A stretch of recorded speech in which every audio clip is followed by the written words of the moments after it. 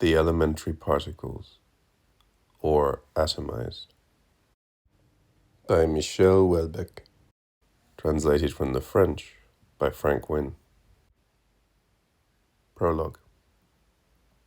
This book is principally the story of a man who lived out the greater part of his life in Western Europe in the latter half of the 20th century. Though alone for much of his life, he was nonetheless occasionally in touch with other men. He lived through an age that was miserable and troubled. The country into which he was born was sliding slowly, ineluctably, into the ranks of the less developed countries.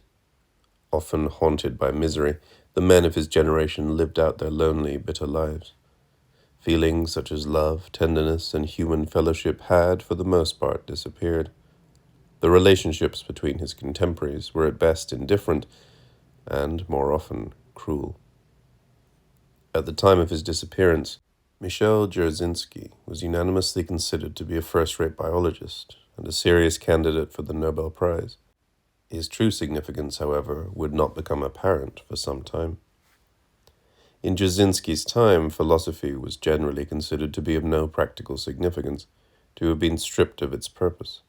Nevertheless, the values to which a majority subscribe at any given time determine society's economic and political structures and social mores. Metaphysical mutations, that is to say, radical global transformations in the values to which the majority subscribe, are rare in the history of humanity. The rise of Christianity might be cited as an example. Once a metaphysical mutation has arisen, it tends to move inexorably toward its logical conclusion. Heedlessly, it sweeps away economic and political systems, aesthetic judgments, and social hierarchies. No human agency can halt its progress, nothing except another metaphysical mutation. It is a fallacy that such metaphysical mutations gain ground only in weakened or declining societies. When Christianity appeared, the Roman Empire was at the height of its powers. Supremely organized, it dominated the known world. Its technical and military prowess had no rival. Nonetheless, it had no chance. When modern science appeared, medieval Christianity was a complete, comprehensive system which explained both man and the universe. It was the basis for government, the inspiration for knowledge and art, the arbiter of war as of peace, and the power behind the production and distribution of wealth, none of which was sufficient to prevent its downfall. Michel was not the first nor even the principal architect of the third, and in many respects the most radical, paradigm shift, which opened up a new era in world history. But as a result of certain extraordinary circumstances in his life, he was one of its most clear-sighted and deliberate engineers. We live today under a new world order. The web which weaves together all things envelops our bodies, bathes our limbs in a halo of joy, a state to which men of old sometimes acceded through music, greets us each morning as a commonplace. What men considered a dream, perfect but remote, we take for granted as the simplest of things. But we are not contemptuous of these men. We know how much we owe to their dreaming. We know that without the web of suffering and joy which was their history, we would be nothing. We know that they kept within them an image of us, through their fear and in their pain, as they collided in the darkness. As little by little they wrote their history. We know that they would not have survived, that they could not have survived without that hope somewhere deep within. They could not have survived without their dream. Now that we live in the light, now that we live in the presence of the light, which bathes our bodies, envelops our bodies in a halo of joy, now that we have settled by the water's edge, and here live in perpetual afternoon, now that the light which surrounds our bodies is palpable, now that we have come at last to our destination, leaving behind a world of division, the way of thinking which divided us, to bathe in a serene, fertile joy of a new law. Today, for the first time, we can revisit the end of the old order. Part 1. The Lost Kingdom. 1. The 1st of July, 1998, fell on a Wednesday, so although it was a little unusual, Dzerzhinsky organized his farewell party for Tuesday evening. Bottles of champagne nestled among containers of frozen embryos in the large Brandt refrigerator usually filled with chemicals. 4 bottles for 15 people was a little miserly, but the whole party was a sham. The motivations that brought them together were superficial. One careless word, one false glance, would break it up and send his colleagues scurrying for their cars. They stood around drinking in the white-tiled basement, decorated only with a poster of the lakes of Germany. Nobody had offered to take photos. A research student who had arrived earlier that year, a young man with a beard and a vapid expression, left after a few minutes, explaining that he had to pick up his car from the garage. A palpable sense of unease spread through the group. Soon the term would be over. Some of them were going home to visit family, others on vacation. The sound of their voices snapped like twigs in the air. Shortly afterward, the party broke up. By 7:30 it was all over. Dzerzhinsky walked across the parking lot with one of his colleagues. She had long black hair, very white skin, and large breasts. Older than he was, she would inevitably take his position as head of the department. Most of her published papers were on the DAF3 gene in the fruit fly. She was unmarried. When they reached his Toyota, he offered his hand, smiling. He had been preparing himself mentally for this for several seconds, remembering to smile. Their palms brushed and they shook hands gently. Later he decided the handshake lacked warmth. Under the circumstances, they could have kissed each other on both cheeks like visiting dignitaries or people in show business. After they said their goodbyes, he sat in his car for what seemed to him an unusually long 5 minutes. Why had she not driven off? Was she masturbating while listening to Brahms? Perhaps she was thinking about her career, her new responsibilities. If so, was she happy? At last her Golf pulled out of the lot. He was alone again. The weather had been magnificent all day, and it was still warm now. In the early weeks of summer, everything seemed fixed, motionless, radiant, though already the days were getting shorter. He felt privileged to have worked here, he thought, as he pulled out into the street. When asked, "Do you feel privileged to live in an area like Palaiseau?" 63% of respondents answered yes. This was hardly surprising.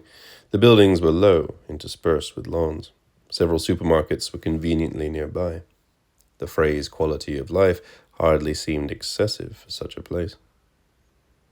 The expressway back into Paris was deserted, and Dzerzhinsky felt like a character in a science fiction film he'd seen at the university.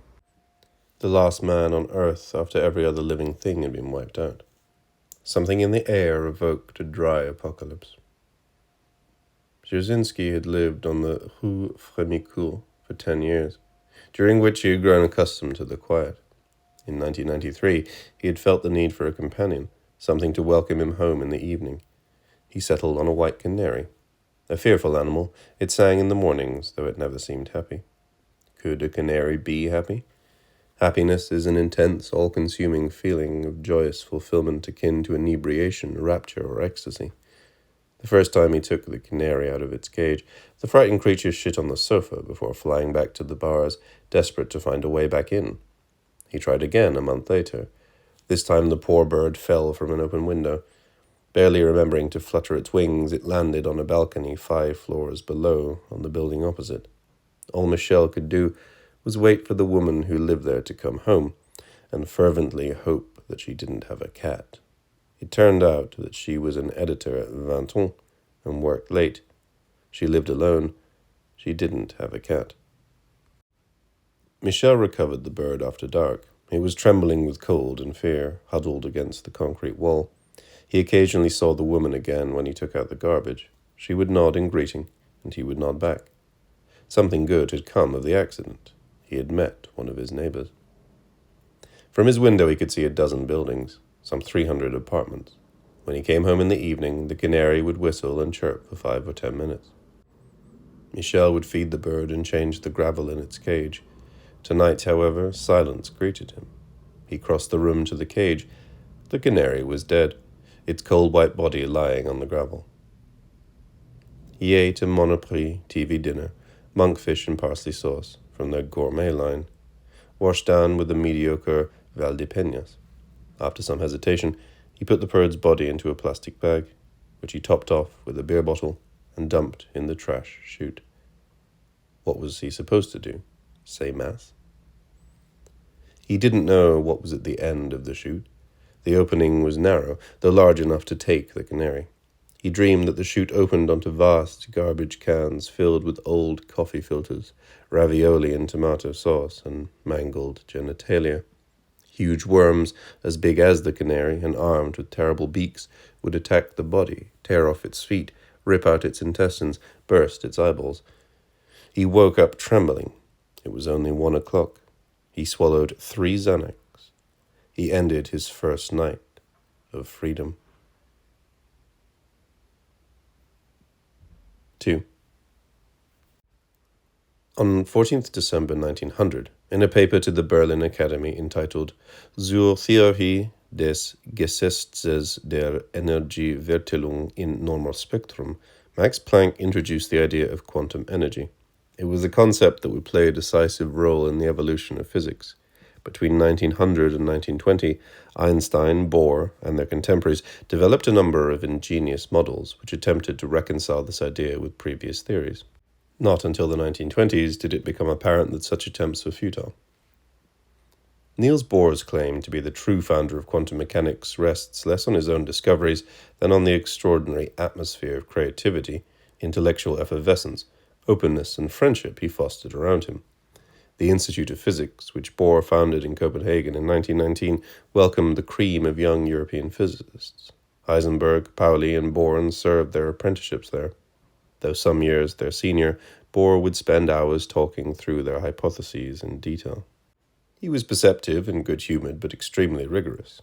However, if Bohr tolerated no laxity in his students' experiments, he did not think any new idea foolish a priori. No concept was so established that it could not be challenged. He liked to invite his students to his country house in Tisvilde, where he also welcomed politicians, artists, and scientists from other fields.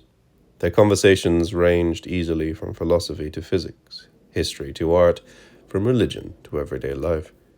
Nothing comparable had happened since the days of the Greek philosophers. It was in this extraordinary environment, between 1925 and 1927, that the basic premises of the Copenhagen interpretation, which called into question established concepts of space-time and causality, were developed. Jarzynski had singularly failed to foster such an environment around him. The atmosphere in his research facility was like an office, no better, no worse. Far from the popular image of molecular biologists as Rambots with microscopes, research scientists were not great thinkers, but simple technicians who read Le Nouvel Observateur and dreamed of going on vacation to Greenland. Molecular biology was routine. It required no creativity, no imagination, and only the most basic second-rate intellect. Researchers wrote theses and studied for PhDs, when a baccalaureate and a couple of years in college would have been more than enough for them to handle the equipment. There's no mystery to decoding the genome, Desplechin, the director of the biology department, liked to say. Discovering the principle of protein synthesis, now that takes some real work. It's hardly surprising that Gamow, the first person to figure it out, was a physicist. But decoding DNA, you decode one molecule, then another and another. Feed the results into a computer and let it work out the subsequences.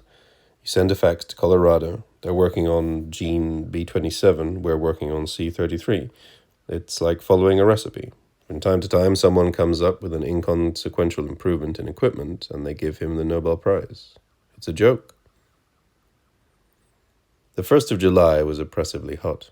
In the afternoon, a storm was forecast, which would send the sunbathers scattering.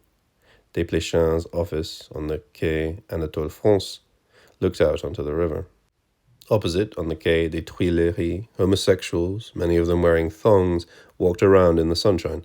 They chatted in pairs and groups and shared towels. Suntan lotion glistened on their biceps. Their buttocks were rounded and sleek. While they talked, some massaged their genitals through nylon briefs or slipped a finger under their waistbands, revealing pubic hair or the root of the penis. Desplechin had set up a telescope beside the bay window. Rumor had it that he was a homosexual. In reality, in recent years, he was simply a garden-variety alcoholic. On one such afternoon, he had twice tried to masturbate. His eye glued to the eyepiece, staring at an adolescent who had taken off his thong and whose cock had begun to rise. Desplechin's penis fell, wrinkled and flaccid. He abandoned the attempt. Jasinski arrived punctually at 4 o'clock when Desplechin had summoned him. The case was intriguing.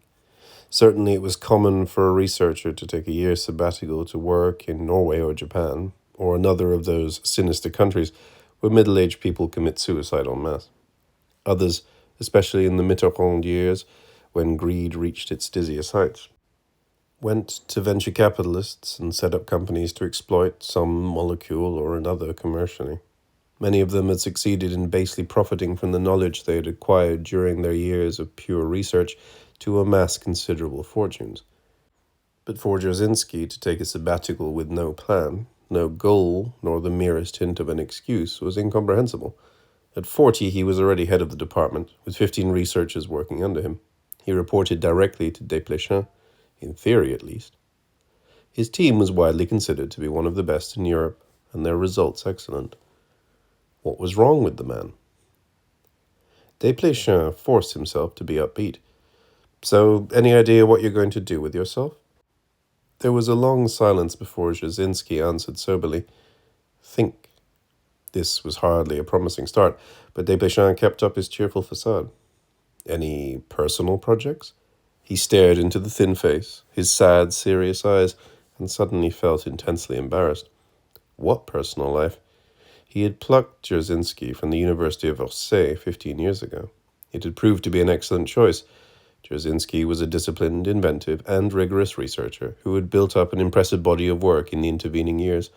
The reputation of the faculty as a leader in molecular biology was due in no small part to his work. He had kept his side of the bargain. Well, Desplechin concluded, we'll keep your login to the faculty server active indefinitely, of course.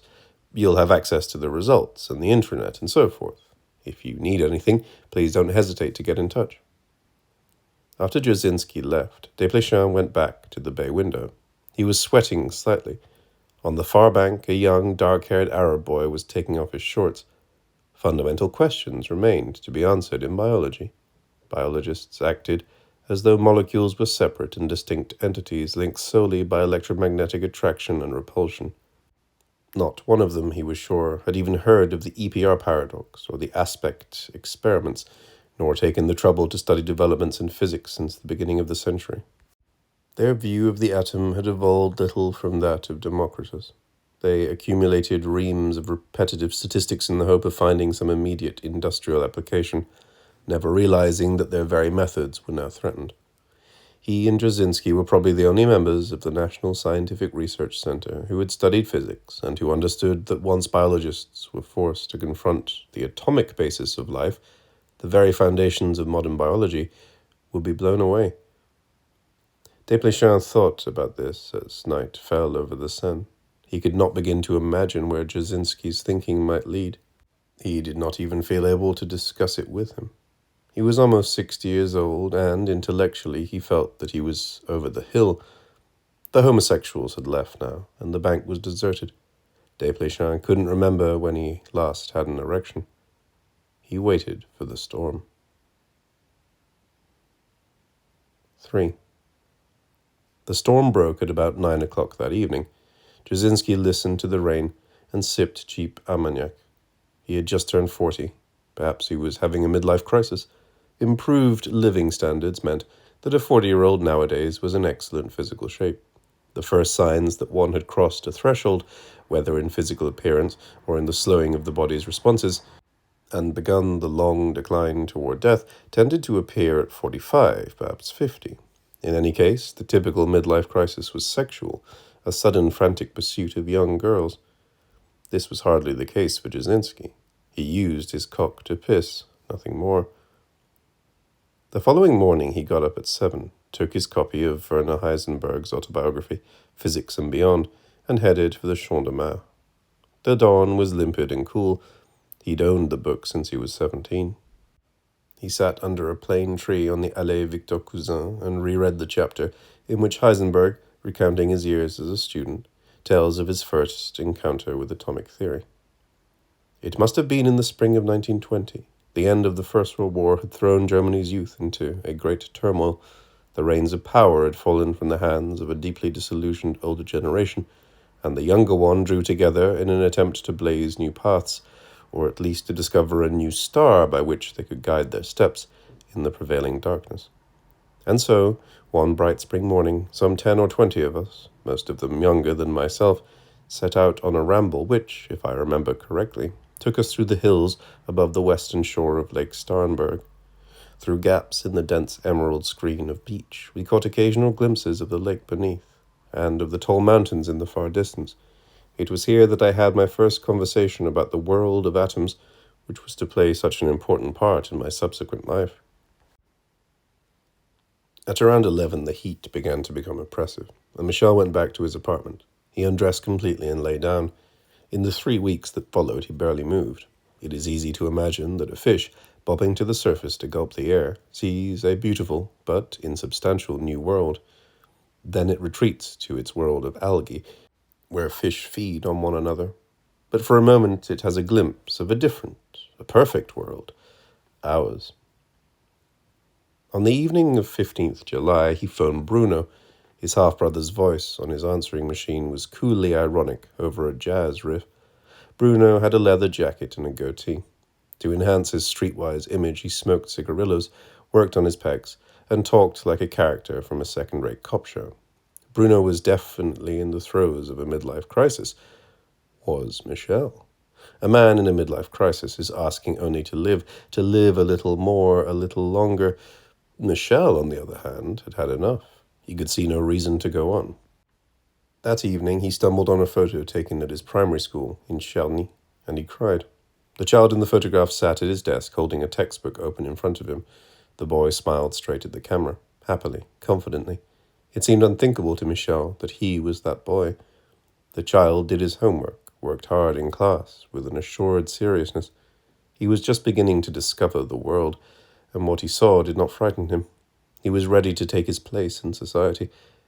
All of this was written on the boy's face. He was wearing a jacket with a narrow collar. For several days, Michel kept the photograph beside him on his bedside table. The mysteries of time were banal, he told himself. This was the way of the world. Youthful optimism fades, and happiness and confidence evaporate. He lay on his Baltex mattress, struggling to come to terms with the transience of life. There was a small round dimple on the boy's forehead, a scar from chickenpox that had accompanied him down the years. Where was truth? The heat of midday filled the room. 4. Born to illiterate peasants in central Corsica in 1882, Martin Ceccaldi seemed destined for the undistinguished life of a farmer, which had been the lot of his ancestors for countless generations. It is a way of life long since vanished, and is fondly remembered only by a handful of radical environmentalists. A detailed description of this pastoral idyll is of limited interest, but to be comprehensive I will outline it broadly. You were at one with nature, have plenty of fresh air, and a couple of fields to plough, the number and size of which are strictly fixed by hereditary principle. Now and then you kill a boar. You fuck right and left, mostly your wife, whose role is to give birth to children. Said children grow up to take their place in the same ecosystem. Eventually you catch something serious, and your history. Martin Ceccaldi's singular destiny was entirely symptomatic of the role played by secularism throughout the Third Republic in integrating citizens into French society and promoting technological progress. His teacher quickly realized that he was an exceptional pupil, a child of considerable intelligence with a gift for abstract thought, qualities which would have little opportunity to develop in peasant society. Martin's teacher was keenly aware that there was more to his job than spoon-feeding elementary facts and figures to every untrained citizen. His task was to seek out the qualities that allowed a child to join the elite of the Third Republic. He managed to persuade Martin's parents that their son could fulfill his destiny only if he were to leave Corsica. In 1894, supported by a scholarship, the boy started school at Thiers de Marseille, an institution faithfully described in the autobiography of Marcel Pagnol. The author's well-written, realistic reconstruction of the ideals of an era through the rags-to-riches story of a gifted young man would remain Martin's favorite. In 1902, his teacher's faith was rewarded when he was admitted to the École Polytechnique. In 1911, he accepted a position which would change the course of his life forever. He was to create an efficient system of waterways throughout French Algeria. For more than 25 years, he calculated the curve of aqueducts and the diameter of pipes. In 1923, he married Geneviève Julie, a secretary whose family had come from the Languedoc to settle in Algeria 2 generations before. In 1928, their daughter, Janine, was born. The story of a life can be as long or as short as the teller wishes. Whether the life is tragic or enlightened, the classic gravestone inscription marking simply the dates of birth and death has, in its brevity, much to recommend it. However, in the case of Martin Ceccaldi, it seems appropriate to set his life in a socioeconomic context, to say less about the individual than about the society of which he is symptomatic.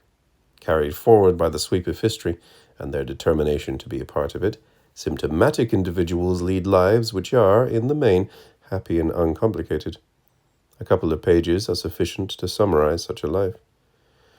Janine Ceccaldi, on the other hand, belongs to a different and dispiriting class of individuals we can call precursors.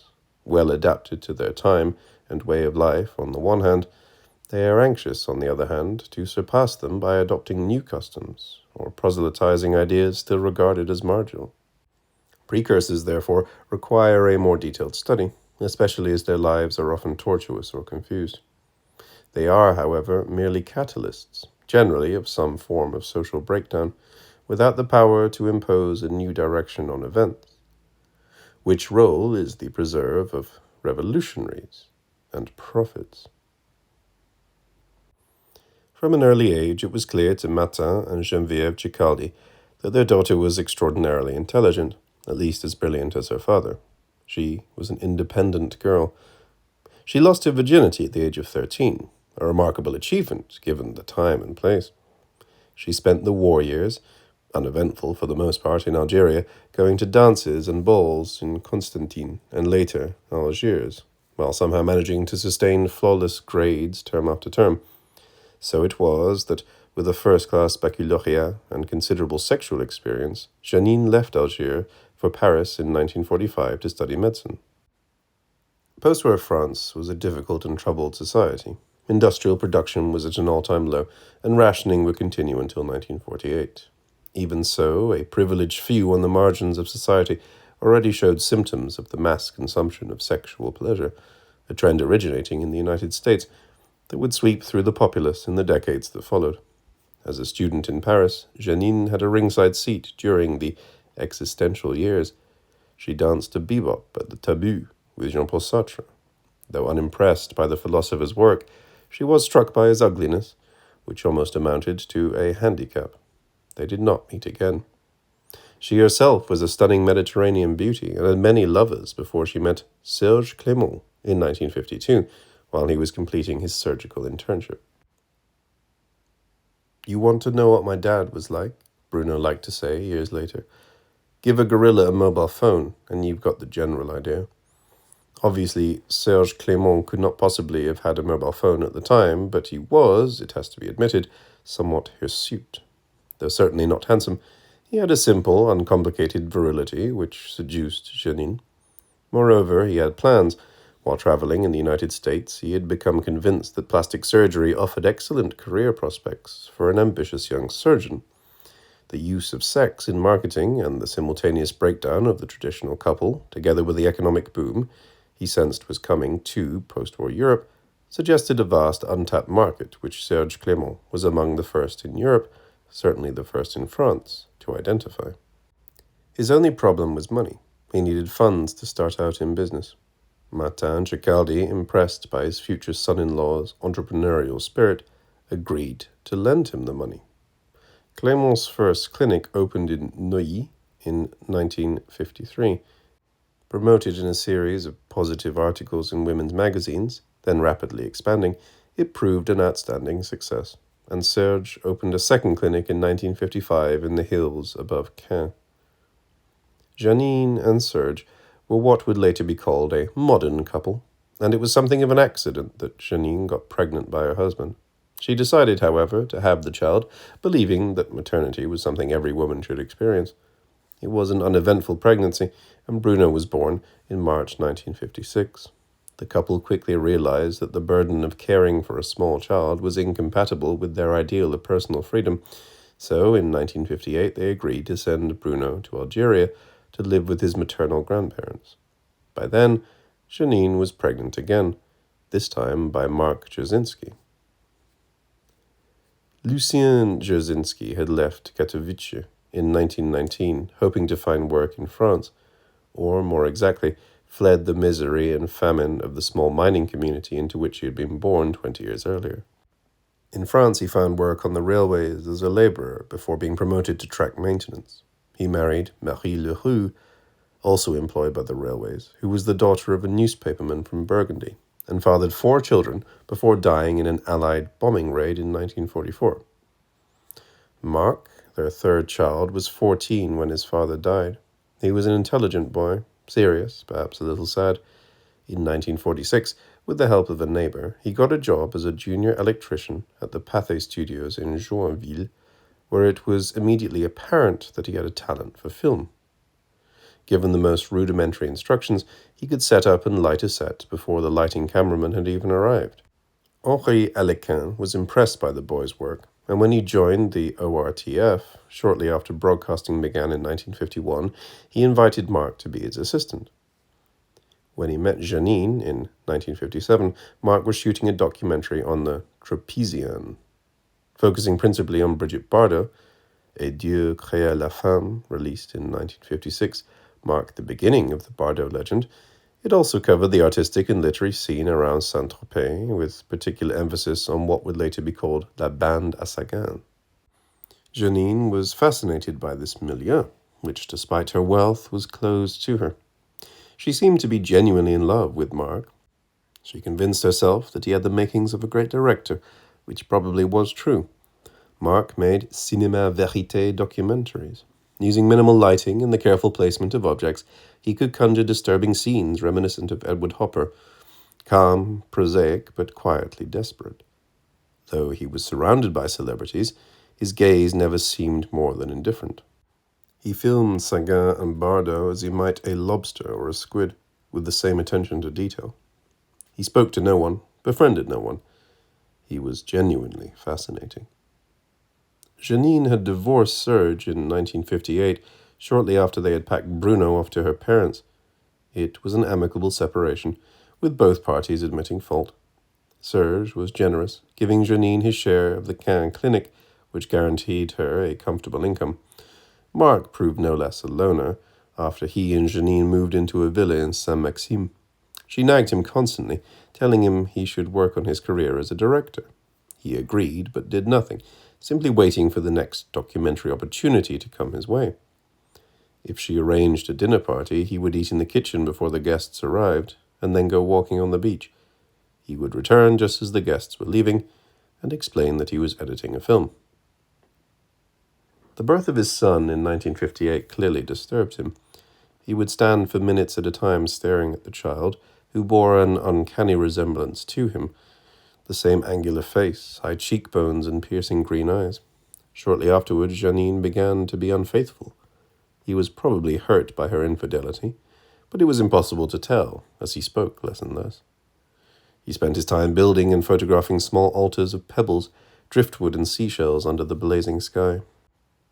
His documentary about Saint-Tropez was well received in the industry, but he turned down an interview request from Les Cahiers du Cinéma. His reputation reached new heights in 1959 with the broadcast of a short, acerbic documentary about the film Salut les copains and the yeah phenomenon. He had no interest in drama, and twice refused an invitation to work with Jean-Luc Godard. Janine had by now taken up with a group of Americans staying on the Riviera. Something radical was happening in California. At Esalen, near Big Sur, people were living together in communes based upon sexual liberation and the use of psychedelic drugs said to expand the realm of consciousness. Janine and Francesco de Miola became lovers.